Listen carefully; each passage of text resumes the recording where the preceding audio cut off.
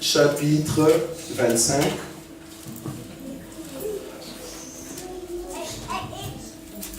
Je prends le verset premier d'abord. La Bible dit ceci.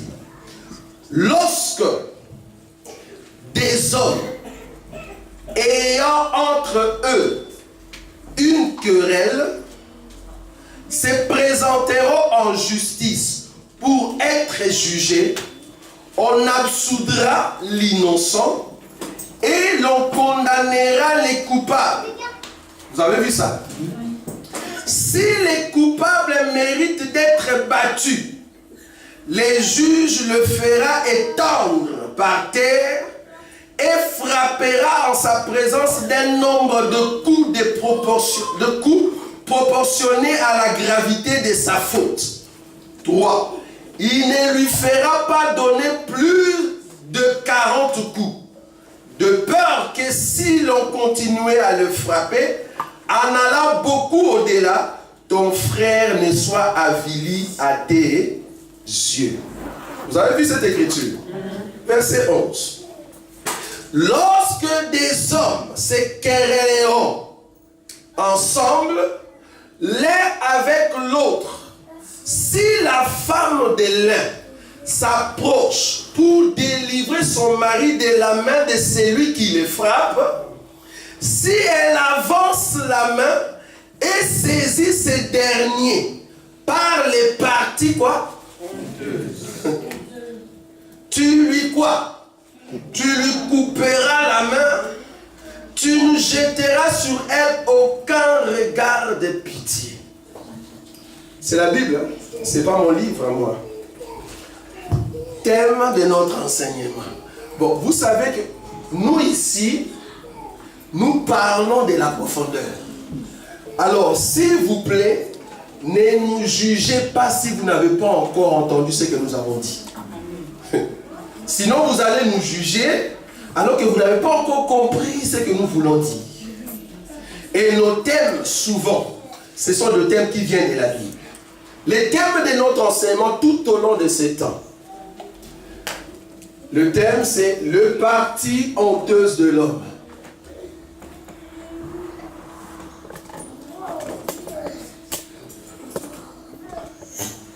De l'homme. Voilà.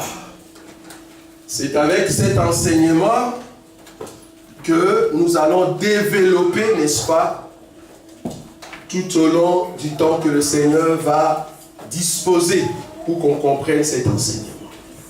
Les parties honteuses de l'homme.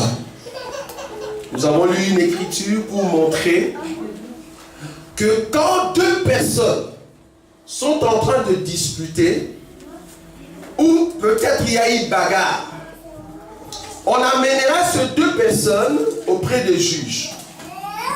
Le juge doit poser des questions entre ces deux hommes et les juges doivent condamner le coupable. L'innocent, on va le mettre à côté, c'est-à-dire on va le faire sortir. Ceux qui me connaissent, quand je commence un enseignement, des grandes lignes, je les donne déjà à l'introduction. La Bible dit, l'innocent, on va le faire sortir. Sortir de quoi? De l'affaire. Pourquoi? Parce qu'il est innocent. Mais les coupables, il faut les tabasser. Il faut les taper. Mais quand vous allez les taper, vérifiez à ce que vos coups ne soient pas au-delà des 40. Pourquoi? Parce qu'au-delà des 40, la personne va mourir. Au-delà des 40, la personne va mourir. Donc, si tu frappes au-delà des 40 et que la mort survient, nous avons compris que tu as frappé au-delà. Et qui a frappé au-delà? C'est les juges. C'est les juges qui a permis qu'on frappe au-delà des 40 coups. Mais l'innocent va sortir de l'affaire. L'innocent ne sera pas là. Ça, c'est un. Deuxièmement, les deux hommes qui sont en train de discuter, ils se combattent, ils se donnent des coups. Il y a un qui frappe, si vous avez bien suivi les textes, il y a un qui frappe très fort l'autre. Il les frappe très fort. Alors la femme de l'autre qu'on était en train de frapper, regardez de loin. Cette femme a vu que son mari est en train d'être tabassé, frappé à mort. Alors la Bible dit, la femme qui vient maintenant pour secourir son mari, c'est bien de secourir ton mari, mais le problème, quand tu es en train de sauver ton mari, il ne faut pas toucher l'autre qui est en train de frapper ton mari sur les parties honteuses. Cette femme ici, la loi qu'on a donnée, si la femme veut sauver son mari en touchant l'autre qui tabasse son mari sur le parti honteuse, bien que tu as fait un acte qui est bien aux yeux des hommes, c'est-à-dire je voulais sauver mon mari. Parce que nous connaissons des maris qui sont provocateurs, mais en réalité ils ne sont pas forts. Et c'est la femme qui a reçu, je ne sais pas, elle était judoka. Et c'est elle maintenant qui vient sauver son mari. Il y a des maris qui crient très fort dans des maisons, mais quand il y a des combats, il met la femme devant. Vas-y. Ma femme sait parler. Est-ce que vous comprenez ça? Donc si la femme veut sauver son mari, la Bible dit, quand tu veux aider ton mari, ne frappe pas l'autre personne sur le parti honteuse, ou ne le touche pas là-bas.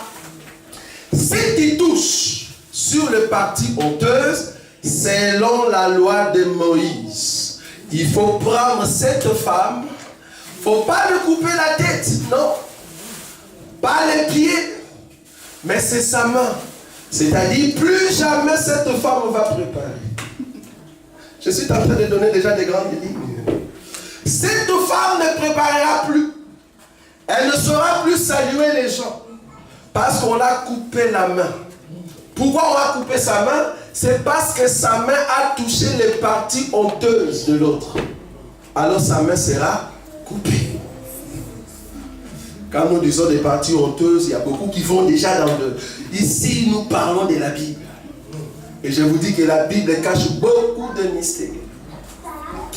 Nous allons prendre une écriture. Vous allez comprendre que le but de cet enseignement, parce qu'à chaque fois, c'est mieux de donner quand même le but d'un enseignement. Le but de cet enseignement, c'est quoi? Je veux en fait montrer à l'église le fait que tu es dans le Seigneur, tu es une honte. Tu fais la honte. De qui? De mon œuvre. Mais tu fais la gloire de notre Seigneur Jésus. Amen.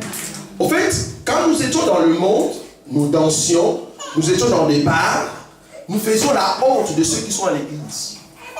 Pourquoi ceux qui sont à l'église nous disaient, voilà les païens, voilà ceux qui commettent des péchés. C'était une honte. Mais là, dans les mondes, même si tu étais avec ces grands musiciens, ils disaient, waouh, tu danses bien. Regarde comment tu es vêtu, c'est bon, il faut vraiment te vêtir comme ça, séduire les gens. C'était une gloire de péché là-bas. Mais c'était une honte de ceux qui étaient à l'église quand on nous regardait. Mais maintenant qu'aujourd'hui on est à Jésus, Dieu nous voit dans la gloire. Et la famille de Dieu nous voit dans la gloire. Mais ceux qui sont dans le monde nous disent, voilà, ceux qui font la honte. Vous êtes un homme honteux du fait que tu as le Seigneur Jésus. Mais cependant, tu es un homme heureux et glorieux du fait que Jésus est dans ton cœur. Yes. C'est là-bas que je veux venir, pour vous montrer que étant donné que Dieu te regarde avec un œil glorieux, tu es un homme éternel. Mais quand Dieu te regarde avec un œil honteux, tu es un homme passager. Et tu vas passer, tu vas mourir. C'est là-bas que je vous amène. Alors nous allons prendre une écriture. Je suis dans le livre de Genèse.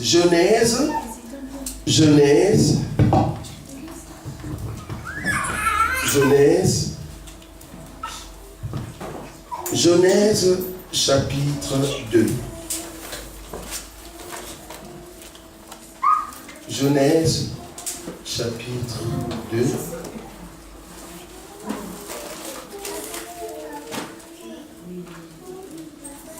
Je prends une écriture. Je prends l'écriture, le verset 25. La Bible dit ceci. L'homme et sa femme étaient tous deux, comment? Nus. Et ils n'en avaient point honte. Vous avez vu ça? Le verset dit clairement que quand l'homme et la femme étaient créés dans la présence de Dieu, il y avait Dieu qui venait chaque soir pour parler à l'homme. Les deux étaient nus, l'homme et la femme. Leur nudité n'était pas une honte. Vous êtes d'accord avec moi? Amen. Leur nudité, c'était la gloire. Genèse chapitre 2, 25. Leur nudité, c'était la gloire. La gloire de qui? Entre Adam et Ève, la nudité, c'était une gloire. Pourquoi? Parce qu'ils recevaient leur gloire auprès de celui qui est glorieux, c'est-à-dire les dieux. Et quand Dieu leur parlait, Dieu le voyait saint.